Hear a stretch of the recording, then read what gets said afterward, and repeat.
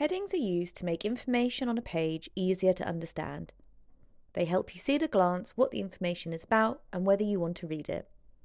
However, you can't just make headings a larger, bolder font, as they have another more important use.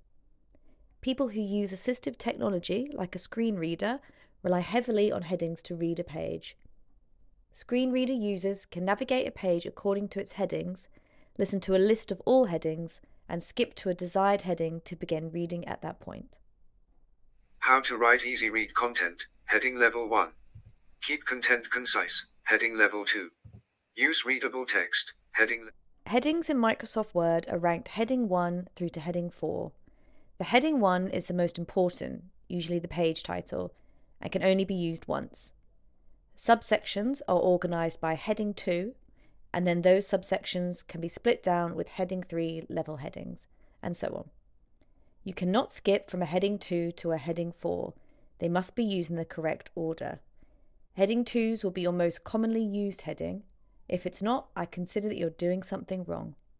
Here's an example blog post where we'll show you how to correctly add headings. The first heading, the title, will be the heading 1. To add the heading 1, highlight the text and click on the Styles pane. Select heading 1 from the list of styles. Next, we have the subheadings. These will be heading 2. Highlight the text, open the Styles pane and select heading 2. You can see in this case we have subheadings underneath our heading 2s. These would be heading 3. So highlight the text, select styles, and then heading 3. Next is the important part. You may think that the heading underneath would be a heading 4 because it follows on from the heading 3. This is incorrect. Because it is not a subheading of the heading 3, but a standalone piece of text, it would be in heading 2. It's best to design your headings in advance so you can quickly add them to the text.